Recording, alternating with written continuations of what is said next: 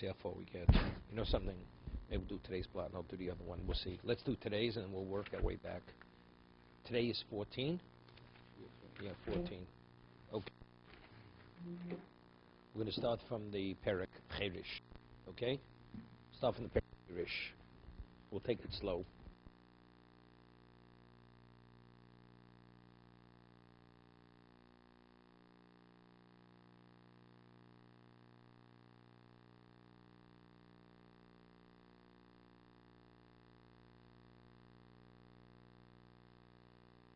See, divorce is a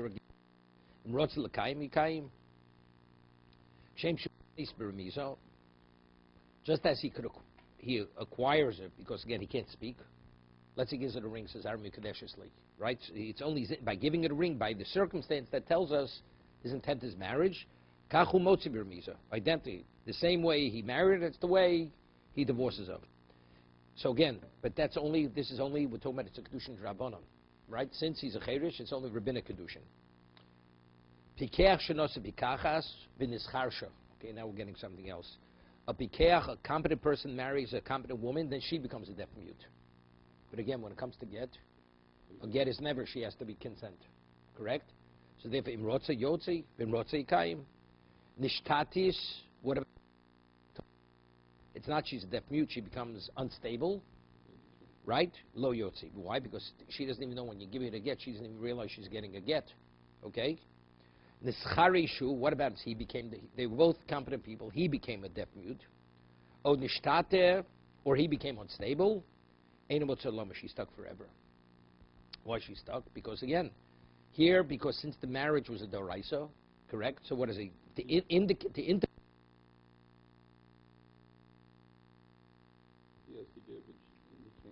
Right, he's not able to give. Nishtate einomotzaloma. Omer Rabbi Yochanan Rabbi Neimahi isha shnischarsho yotzo. The isha nischarish eino yotzo. Eino. He cannot divorce her. Why? Shlishim skareshes. You can't compare yotzo l'ritzona shlo ritzona. Because a woman, her status in mind is irrelevant, right? Whether she agrees, she consents or not. Vayish in motze l'ritzona. Hayid good ala chareshes. She see ovio. Okay. So if her father marries her off, we're dealing with a kedushin d'oraisa, right? It's irrelevant that she's a deaf mute. She yotza beget. Yeah. So now we have a problem. Hayid Rabbi Yochanan good acharesh. See ovio. He yotza beget, which is good. Amar lo af zuk yotza. It's the same thing for the same reason, correct? Because again, it's not. She doesn't have to consent to receive the get. She's divorced. Beis achin shul lebeis achos chershos. The men are what? The two brothers are deaf mute. Married, two sisters are deaf mutes. O l'shtei achios pikos, or two sisters which are competent. O shtei achios achos chareshes pikachas. Again, I was getting. One is a deaf mute. One is a fully functioning woman. But it really doesn't make a difference, right? Because since the husbands are deaf mutes, the kedushin is drabana. It doesn't make a difference. Also doesn't make a difference. Because since they're charshos, the marriage is rabbinic marriage. The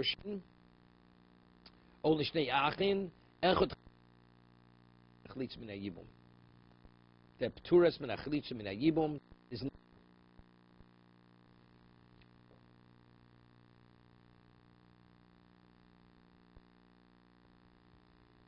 We're talking about that it's achosisha, right? So the potter, even though the marriages are only rabbinic marriages, okay? On a rabbinical level, it's considered achosisha, so therefore there's no marriage. There's no chalitza yibum. V'mhoyu nochrios.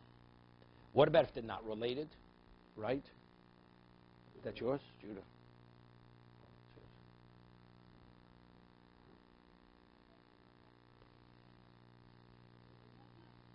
No, I understand. No. He's deaf mute. He's not a bardas. It's not a bardas. He's not considered competent. A person who's shtater, we said before, if she becomes insane, like unstable. So when you give a get, he says you can't give a get to such a woman. Why? Because if a woman doesn't even know what she's receiving, a bardas is not. She knows what she's receiving, right? I mean, you give something to a 10-year-old child. She knows but halachically, it's lacking das. When you're dealing with a person's nishtatis, it's like you give her, she thinks she's giving her a stone. She comes right back. So the get, the only time you give a get to a woman is she understands it's good riddance. The nishtatis doesn't realize it's good riddance. Right? She's back again. So the get means nothing. That's why you can't divorce a woman's zeshota for that reason. A woman's a chareshes, you could divorce her. Because her consent or her understanding, meaning halachic understanding, has no relevance. Halachically, she doesn't have to understand. But she understands. She receives the get. She knows the marriage is terminated. It's over. That's sufficient. Okay? Vimhoyu nochrios. Well, that's the two women, the two brothers were married were nochrios. They were unrelated to one another. Yichnosu. Vimrotzu lotzi otziu. Okay? Shh. Tell them to keep quiet.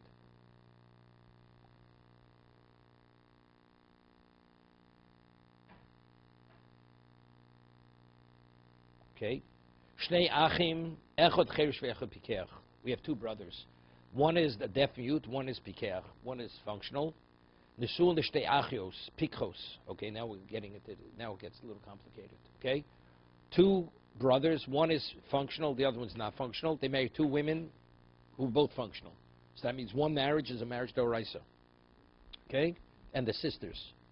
Meis cheresh, bala pikachas. If the cheresh dies, the husband of the functional woman, the competent woman, ma'yase pikach bala pikachas. Right? So what does he do? No problem.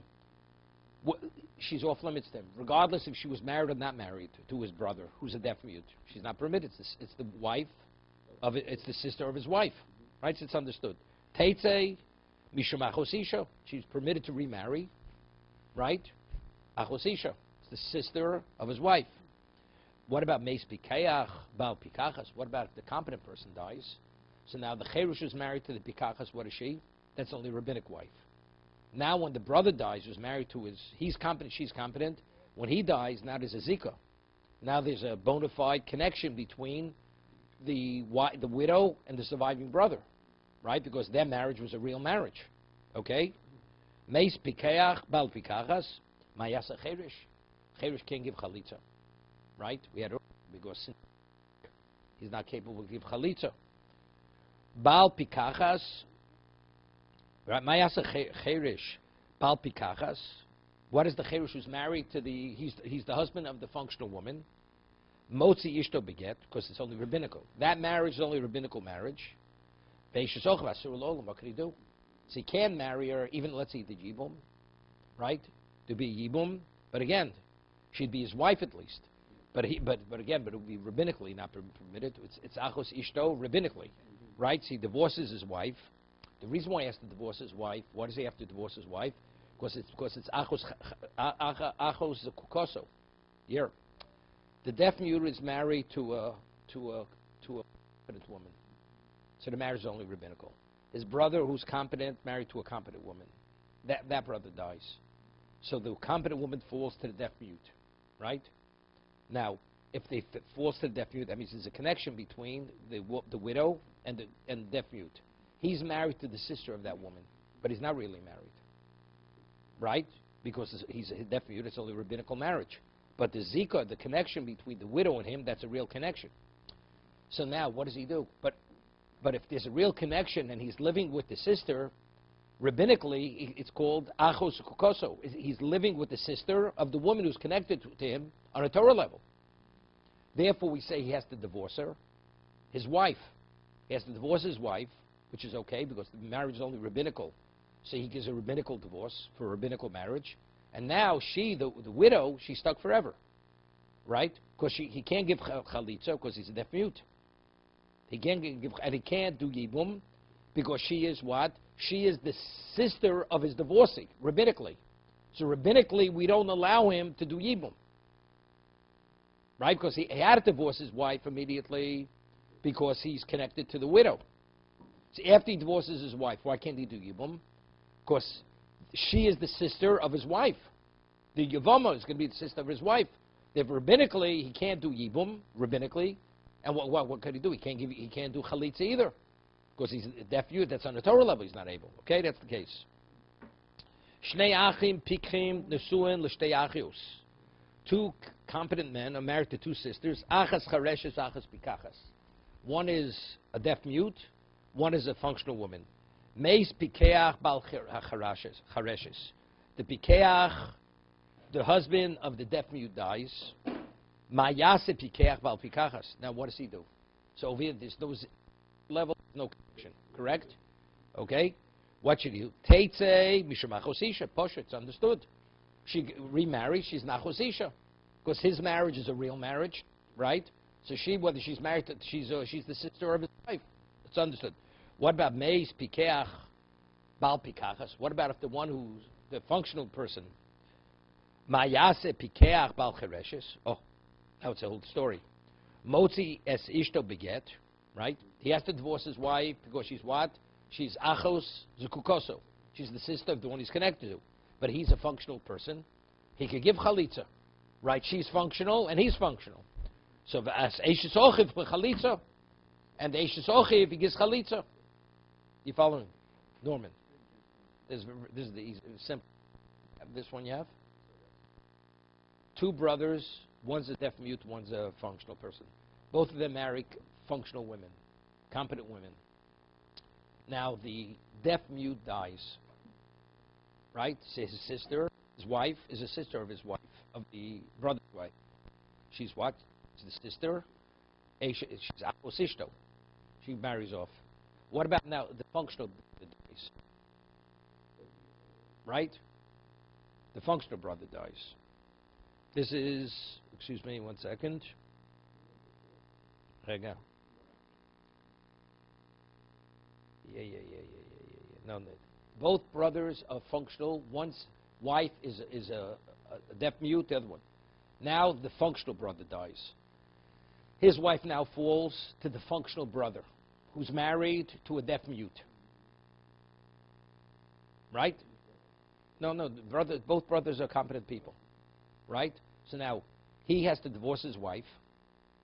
Right? Because his wife is achos kukoso. It's the sister of the woman who's attached to him on the Torah level. Yes. Correct. No, because he's not permitted to remain with her, because since he's connected to the sister on a Torah level, it's similar to living with the sister of your wife. Even though he was married to her first. But it's rabbinical. It's not a real marriage. It's not real. Let's say they lived out of wedlock together. It's meaningless. It doesn't mean anything. So therefore, he has to divorce her. He divorces her, and then he gives chalitza. On a Torah level, he could even give ibum to the widow. But since rabbinically she was called his wife, so that's the reason why he can't do ibum. So, but he's capable of chalitza because he's a functional guy. He's a pikeach. And if he chooses to, he can marry his wife. No, he can never marry his wife.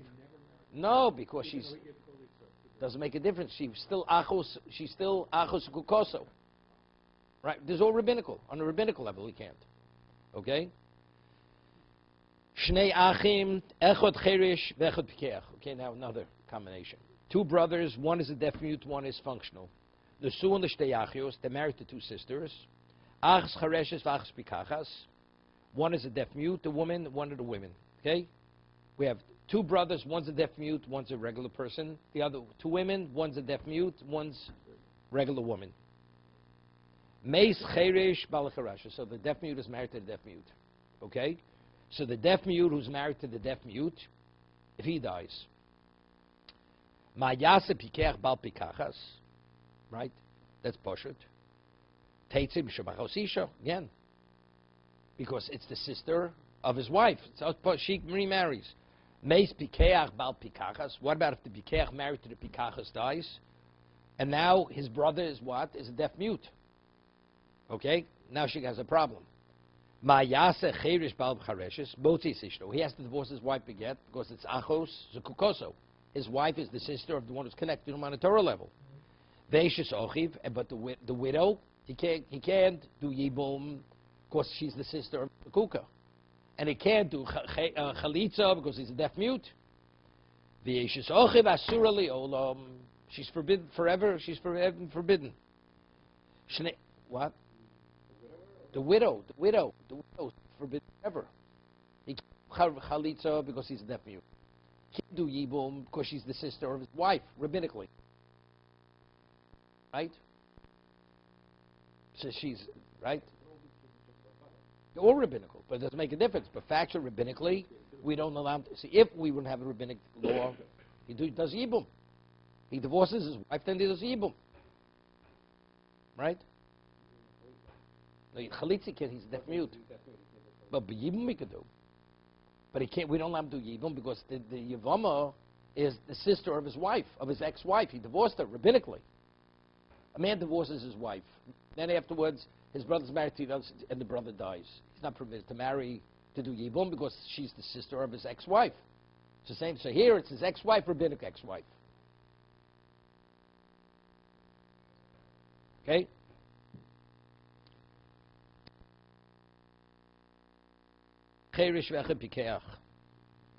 Brothers married, one's a deaf mute, and one's functional. Nesuin l'shtei nochrios, two brothers, one's deaf mute, and the two women they married are unrelated to one another. They're not related, okay? So we're not getting involved with achos ishto. Pikchos, and they're both functional women. Meis cherish bal pikachas, the deaf mute, the husband of the pikachas dies.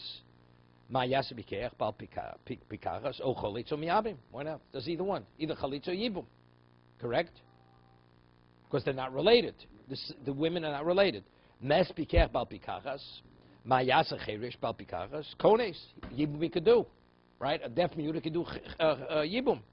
Veina motzi le'olam. But once he marries her, she can never receive a get. Right? No, because he's incompetent. Yeah, not because he has to say anything. Because he has to divorce her on a Torah level, and because he's deaf mute, he can't divorce her on a Torah level. So she's stuck forever with him. So either she's going to be a Yevam L'Shuk, she can't marry, right? Or she'll be a married woman who can never. So she'll wait till the guy dies. Finished. Shnei Achim Pikchim Nishuan Lebeis Nochrius. Okay? Two competent brothers. Before, one was competent, one was not. The two women.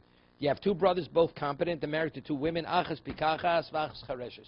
You know, all these combinations are similar to before with the two sisters. Jonathan, you know, if you realize that. Various combinations. Before, the combinations were in the context where they both sisters. And we have variations of the sisters. They both functional, one's nephew, this, all that. Now we're talking the same thing. Two brothers who are functional, married to two women. One is a pikachas, one is functional, one is deaf mute. Mes pikeach bal chereshes. Right? Ma yase pikeach bal pikachas. Kones. He could only yibum, because since she's a chereshes, he can't do chalitza on her, right? Bim rotzelo yotzi, but he can give her a get. He marries her, he's a functional guy. Right? If a cheresh could give a right? Mes pikeach bal pikachas. Oh, what happens if the pikeach, the wife of the mayase pikeach bal chareshes, right? Oh, choli, he could do either one. Chalitz or yibum. Why not? They're not related. The two women are not related. Shnei achin echad cheresh echad pikeach. What about two brothers? One is a deaf mute, one is not. Nusum beis nochrius achas charesh v'achas pikachas. One's a deaf mute, one's not. Meis, and again, the deaf mute is married to the deaf mute. Meis cherish bal chareshes, ma yase bikeach bal pikachas, kones. The only thing you do is do yibum, right? Vim rotzelo yotzi. But after he marries, if he wants to give her a get, he gives her a get. What about mes bikeach bal pikachas, ma yase cherish bal chareshes? So what does he do? Kones and he can only do yibum, but he can never give her a get, right? Because he's a cherish, can't give a get. So he can't give chalitza, and if he marries her, he can never divorce her. Simple. Is that complicated? It's not so complicated. Second time around, it's a little easier. Why? It's not that complicated. It's the same principle. A deaf mute can't give a get. A deaf mute can't give chalitza. Finished. And if she's a deaf mute, she can't receive chalitza, but yibum you could give. A deaf mute can't give her get. So you have a case where you can do yibum, but once he marries her, she's stuck with him forever. But if he doesn't do yibum, he can't give chalitza. So either way, she's stuck. She can't remarry. So she has one of two choices: either have yibum with him, or not marry. Finished. One or the other. We have a situation that both the husband's a deaf mute, she's a deaf mute. That kinlu rabbanan nesuin, umashno shota v'shotel tkinu rabbanan nesuin. Yeah, this rabbinically a deaf mute. Rabbinically they can marry one another. A shota, we say it doesn't work. We said a shota can't give a get, can't marry, even rabbinically. Unstable person. The Tanya shota v'koton shenosu noshim. You have an unstable person marrying a woman, and a minor marrying a woman, right? V'koton shenosu noshim u'meisun sheptur smechalitzim neibum. There's no such thing as a child, a minor. A minor marries; it's not even a rabbinical marriage. So a minor and a shota is the same thing regarding marriage. Okay? So therefore, the women, when the husbands die, they're free to remarry with nothing, even though they're surviving brothers. What about cherish v'charashas? What about he's a deaf mute and she's a deaf mute? The kaimo takanta drabonon. The kinlu rabbonon nesuin. Here, what is a cherish charashas? You tell them to do something, they'll listen. Halachically, the quality of their intelligence is not halachic intelligence. But if we legislate a law, they'll keep the law. Person's unstable, he's unpredictable, the guy. Right? So therefore, what's the value of legislating any law? They're not going to keep it. That's what he says. They're going to maintain and they're going to respect the law and they're able to maintain it. Therefore, they legislated the law of marriage. Right? But if they're unstable, right? You can't live with it's like, could you live with a snake under the same roof? You can't. It's impossible. It's unbelievable. There was a case many years ago where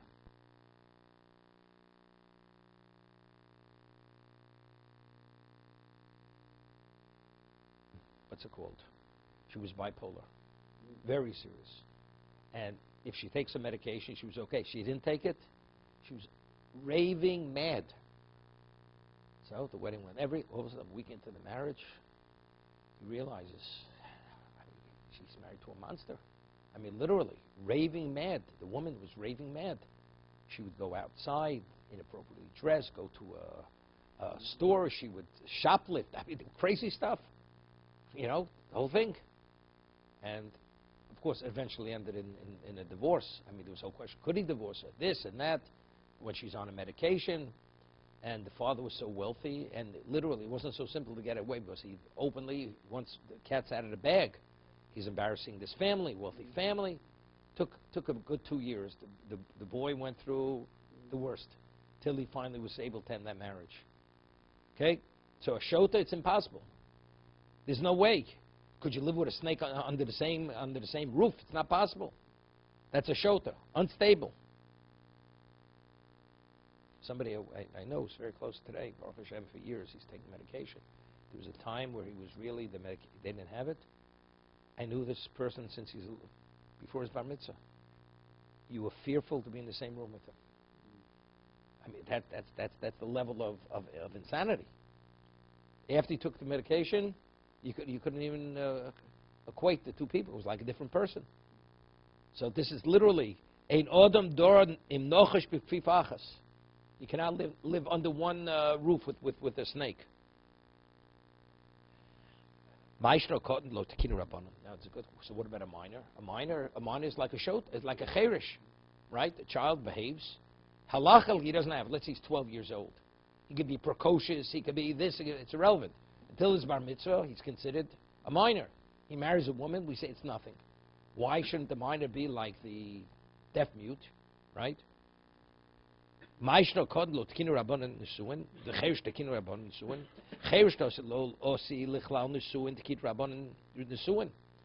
deaf mute will never come to a point where they'll ever be able to marry. A child, it's just a question of time. Wait, you'll be a functional person. You'll be a kedushin d'oraisa. You'll marry at a Torah level. So they're not going to enact something for a person who's qualified, just a question of time, where he'll be able to establish it on a Torah level. The deaf mute will never be able to marry at a Torah level. So we want to create a semblance of relationship for him, a context of having a companionship or marriage. Even so, rabbinically they have it, and the people will respect it and maintain it.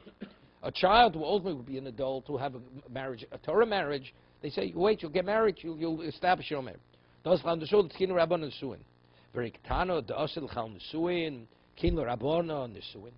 question. What about a minor? A minor marries, the brothers or the sister want to marry off their minor sister. It's a marriage, rabbinical marriage.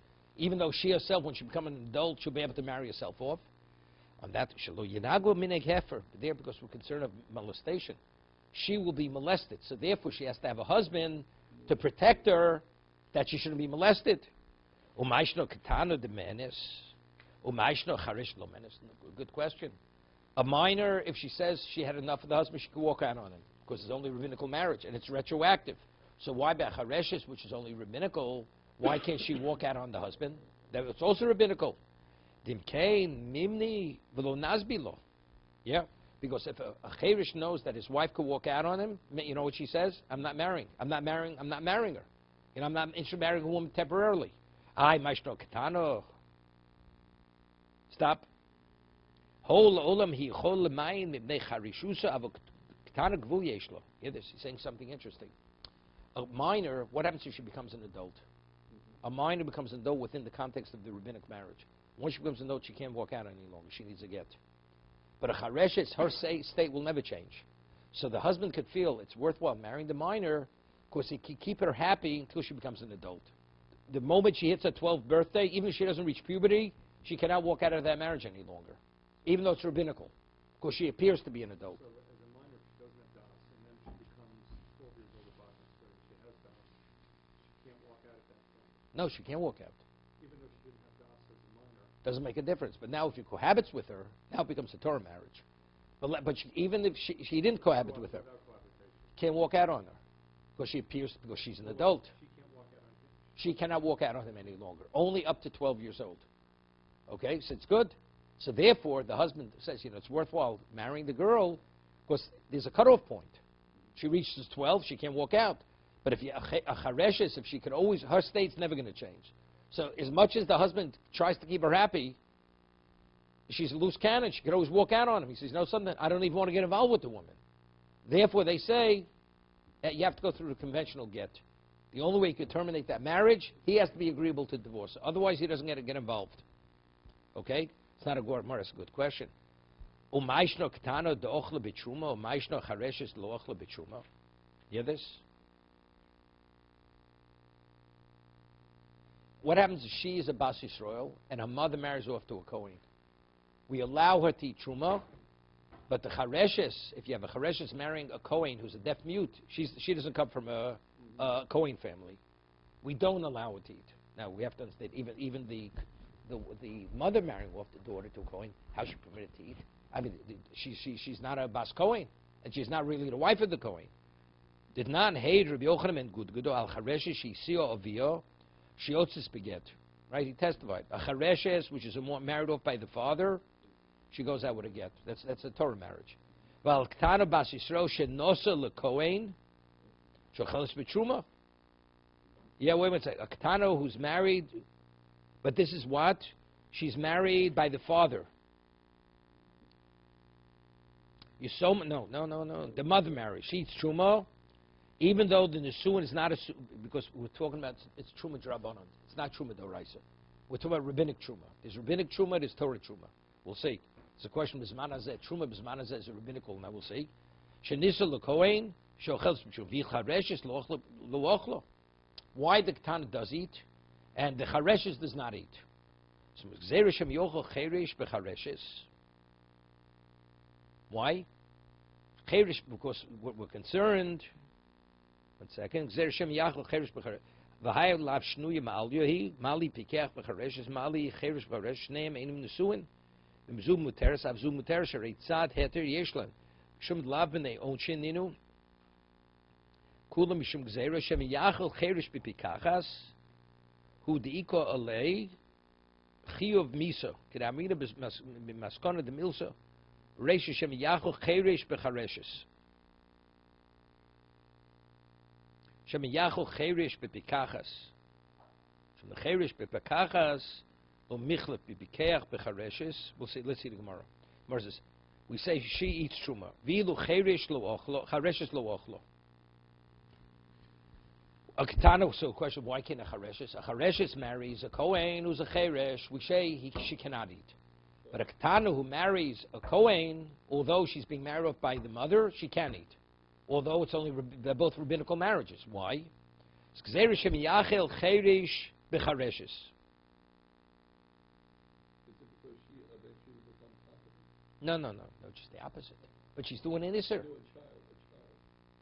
No, so therefore, so the guy, why could she eat? Why could she eat? It has nothing to do with becoming competent. No.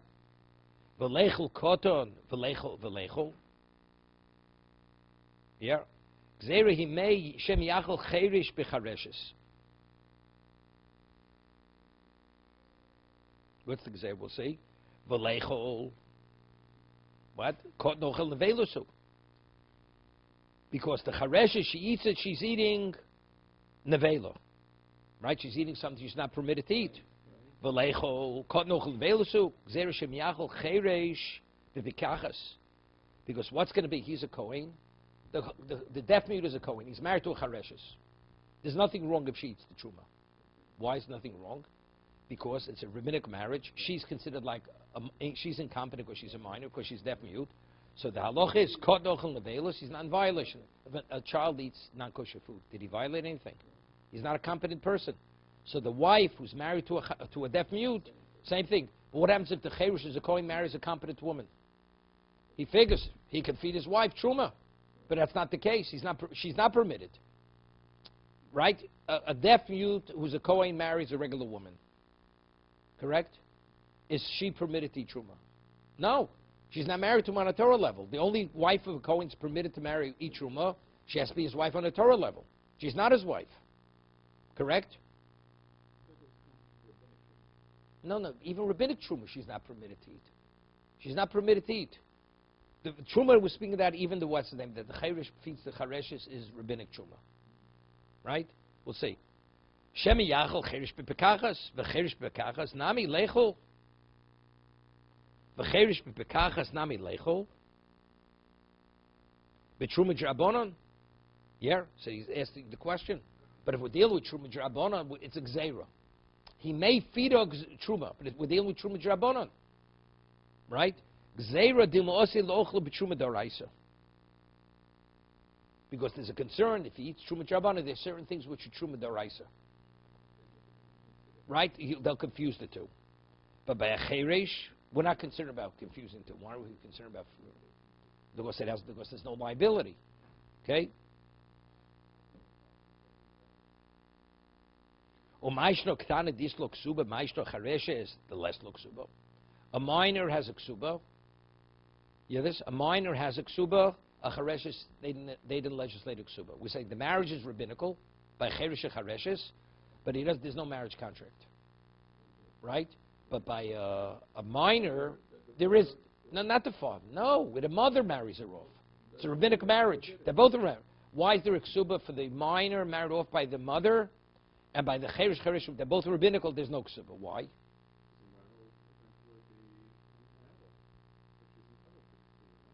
But it's only rabbinical marriage place. So write a ksuba later.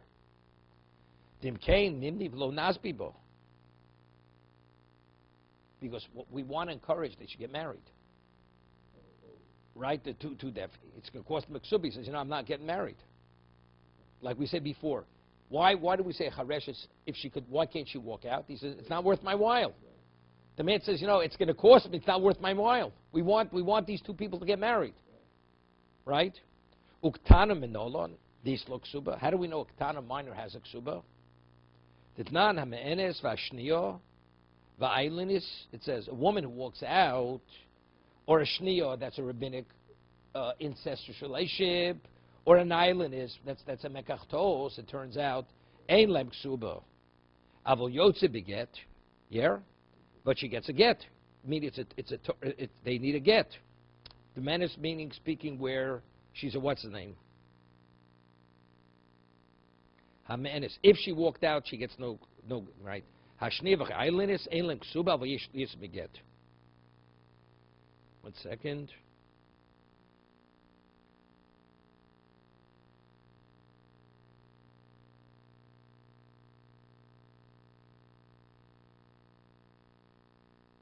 Yeah.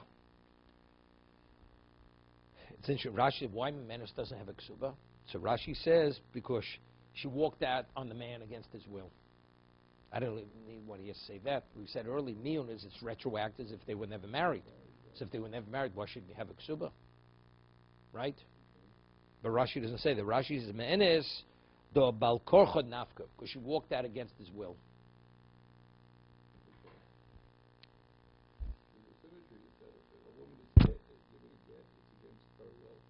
No, so maybe there should be a ksuba. So we're saying the reason is not. Because if she's an islandess, it's a mekartos. Right? And shniya, because it's a forbidden relationship. We want the marriage to end. It's an incestuous relationship, rabbinically. Avol yoytze beget, uktana yesh lo ksuba. A ketana has a ksuba. If the husband, let's say, divorces her. The chareshes minoland, let's say, ksuba. How do we know a deaf mute doesn't get a ksuba? But how do you know? We didn't have it. We just assumed that. The Tanya, Cherish Shote Shenosu Pikos. A deaf mute or an unstable man who marries a stable woman, competent woman, Al Pishin is Pakeach, you this? Even eventually he becomes normal. Al Pishin is Pakeach Cherish, Nishtafa Shote. He becomes, afterwards he regains his hearing and he's a functional person. And he becomes normal. He becomes stable. Ein lem aleim klum. You this? They have no claim. They have no financial claim to them. Why? Because when they were married originally, he was unstable and he was a deaf mute. Rotz l'kaima. Let's say now they want to continue the relationship. Now that he's fully functional, yesh lem ksuba. Now they have to write a ksuba from now going forward. Initially, when they got married, he was unstable, or he was deaf mute. It says, and then he does not pay a ksuba if he divorces him then. But if they want to continue the relationship, then he has to write a ksuba. What about a functional person marries a deaf mute? Oshota. Afilu koslo mea mona ksuboso kayemis. Right? Even if you wrote her a ksuba for 100 mona, $10,000 ksuba, he's obligated, right? Even though you're not obligated, but if you obligate yourself, you got to pay it out. Why? Because you wanted to bring harm upon yourself. You have no financial obligation, and you wanted to obligate yourself. That's your business. Time of the rotza, only because he chose to whittle down his possessions. Holo rotza, but if he's not interested in giving the ksuba, ain law, she gets nothing. Somewhere says dim came nimni v'lo nasbi law. She says if that, he's not going to marry her. Ihochi pikech l'cherish lisken lo ksuba. So if that's the case, a pekachas to a cherish, we should have a ksuba that came nimni v'lo minzabig. A functioning woman marries a cherish, we should give a ksuba. Why? Because otherwise she's not going to marry. She says, look, if I don't have any financial guarantee, I'm not marrying the man. You said, you know what the more answers? We're saying, if it's going to cost him, he's not interested. That's why the pikach doesn't have to be chereshes. What about if the cherish marries a functional woman? She says, I'm not marrying the man unless I have financial security. You know what the answer is? Yeah, we still say we're not differentiate. Yosef ishish rotze lisa isha rotze linosei. Yeah. Rotze isha rotze linosei. A woman who's a functional woman would prefer to marry a deaf mute than stay single. That's the nature of a woman. She doesn't want to be by herself, even though it means being with a deaf mute. We're not talking about a guy who's unstable. No. A deaf mute. How cherish b'shvusei de Rav Malchio. You hear this? There was a cherish who lived in the neighborhood of Rav Malchio. He was an Amora. Atzavei Itzo. And he married this woman. V'kosela arba meo zuzi minichsei. And he wrote a ksuba for 400 zuz. Yeah? Which he wasn't obligated to. Because we say a cherish, even if he marries a functional woman, he has no obligation to give her a ksuba. Omer of a man chokim k'Rav Malchio. The Gavarabahu, Ksovi Ilurotza, Shivcho Lishamsho, Milo Zamninolo, Koshkim Hochadiko Tartik. You hear this? If he'd have to want to buy a maidservant, he'd have to pay, right? So he bought himself a maidservant, plus he has a wife. Right? He's a deaf mute, he needs an attendant. No? So what does he have to buy an attendant? He buys a wife, gives her $400, and she's there for him. Omer Rav Chia bar Rashi. Omer Shmuel. Eishes Cheirish ein chayvon le'oshim tolui. The wife of a Cheirish, if somebody should what? Right? Should have relations with her. 1 second. Rega. The name of Sofik Eishes, she Sofik he hoya ba'udas ein ba'ud hocha bo'oleh toshim tol devare ein lushim kinim in ha-Torah. Yeah, good. Eishes Cheirish, the wife, let's say you have a case where a man married a woman and it was unclear initially whether he was a deaf mute or not, and somebody has relations with the woman. What is she? Yeah, what does he have to bring a chatos? This is a question whether he commit inadvertently. Does he have to bring a chatos? The answer is no, because she may not be married, right? So what about if she's the wife of a Cheirish? Which is definitely not on the Torah level. Torah doesn't recognize the marriage. Therefore, there's no Asham. And somebody inadvertently has relations with her. There's no Asham Tolui. Asham Tolui is where it's a question whether it was adultery or not adultery. Here it definitely wasn't adultery. Because since the marriage is only rabbinical, he's a deaf mute married to a regular woman. Right? So on Torah level, is it a marriage? It's nothing. You can only be a korban if you violate something at a Torah level. So if a man inadvertently lived with this man's wife, which was only a rabbinical marriage, he brings no korban. He has no obligation to bring a korban, correct? Because it's only if it's a Torah marriage, you have to bring a korban. Le misele, we have chamisha lo yitroma. It says 5 people not qualified to take truma. Vim tarma truma su truma. And if they take truma, the truma is not valid. Ve'lo in cheirish shota v'koton. V'torem esheinu shalop. Somebody tithes from a grain which doesn't belong to him. A non-Jew tithes, even if it's with permission. He's not qualified. Yisrael, Rabbi Shus Yisrael, ain't Truma sin Truma. Who damak Rabbi Loz don, Detanya, Rabbi Yitzchak Mishum Rabbi Lozer, Trumas Cheirish, Lo Seitzi L'chulin. Meishu Safik, here. Rabbi Yitzchak says that, says the name of Rabbi Lozer, Trumas Cheirish, when a Cheirish takes Truma, Lo seitzi l'chulin neishu sofik, meaning what he tithes from is not definitely chulin, but it's a sofik. It may be a so we're asking a good question. But if you hold that it may be that a cheirish, even when he's deaf mute, it's not so simple that he's considered incompetent, and that's why he says the truma is questionable. So why aren't you liable for a osham tolui? You should have to bring a korban. She may be a married woman. Yet Rabbi Loza says that if a cheirish tithes truma, it may be truma. What does that mean? So that means it's not so simple according to Rabbi Loza. If he's a deaf mute, is incompetent. It's questionable. So if he marries a woman, then you have relations with his wife. According to Rabbi Loza, what should be? You should be liable for nosham tolui, because it may have been adultery. Chatos not, because she's not definitely a married woman, but it's questionable. Okay. So, well, same thing, both sides. Let's say she wasn't even aware. Okay, her part too, both of them. Both. No. It doesn't make a difference. Doesn't make a difference. She's competent, her husband's not. But if there's a question, even a deaf mute, Rabbi Loza, it's questionable. He may be competent. According to Rabbi Loza, a deaf mute may be competent. It's not clear. So that means, therefore, we say is truma, but it doesn't absolve the other what's left from tithing, right? So that means if so, according to Rabbi Loza, she should have to bring an oshim. She, both of them should have to bring an oshim tolui, the third party. On that tomorrow it says bina chatichas mishteim chatichos. What's the halacha? I have a piece of meat, piece of fat. It's a question if it's chaylev or is it shuman. Shuman is kosher fat. Chaylev is not kosher fat. If you eat chaylev, inadvertently you have to bring a chatos. If you eat shuman, it's kosher.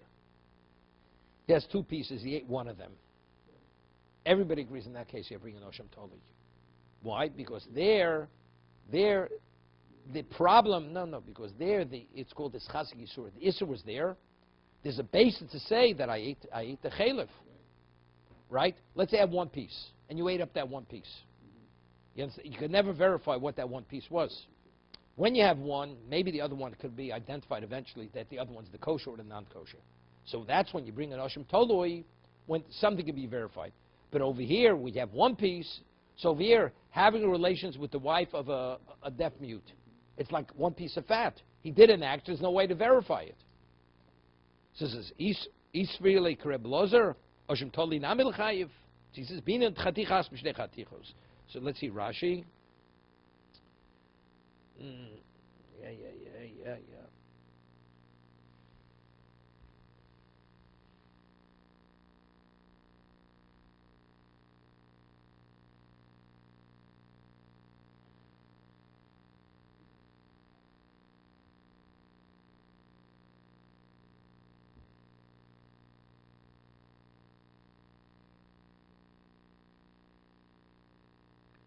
Yeah, Rashi doesn't get into the reason why. Okay, so the Gemara answers. So since that's the reason why you're not chayiv, of course this is like one piece of fat. So Gemara asks,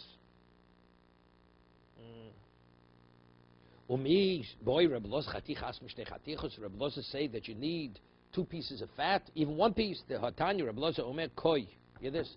A koi. What is a koi? A koi is a buffalo. It's a question: is it domesticated or is it undomesticated? Yeah. Now the halacha is the chalev of a koi, of a deer. The chalev of a deer is permitted on a Torah level. Whatever, forget about the koi. A deer, because it's a chai, is permitted. A behemah, it's misum de shamayim. You're not permitted to eat chalev of a domesticated kosher species, but you're permitted to eat the chalev of an undomesticated species. Undomesticated. Let's say you have a buffalo, which is koi. It's unclear. Is it a domesticated or is it undomesticated? You eat its chalev. What are you liable for? If you hold you need shtei chatichos, it has to be one of two. You put from noshim tolui. But if you say if it's questionable whether you ate chalev or didn't eat chalev, right? So when you eat the chalev of this koi, you should be liable for noshim tolui. So we're saying now the reason why you're not liable for noshim tolui when you have relations with this woman, because a chayresh, it's not possible to determine if he's competent or not competent. But we find Rabbi Loza says if you eat the chalev of koi, you have to bring an oshim tolui. Okay? He says, "Oh koi chayven lov mishum oshim tolui." That tomorrow says Shmuel savalok Rabbi Loza b'chad polag lebechado. Shmuel rules like Rabbi Loza in one situation, but he argues in the other. Meaning regarding truma, right? What does he hold? It may be truma, but regarding oshim tolui, you're not. You are liable for Noshim Tolui. Our answer is Rebbe Lozer. Shmuel rules like Rebbe Lozer, and Rebbe Lozer holds you don't need chatichas mishtei chatichos. Therefore, you have to bring an Noshim Tolui. Boy, Ravash, my time to Rebbe Lozer. Mishapshitele, the cherish daite klishtahu. Yeah, he has some degree of intelligence, but it's like a weak intelligence. And the question is it Umiu misavkale idaita tzluso, ilavdaita tzluso. This inferior intelligence, does he have relevance to clear intelligence or not? That's the question.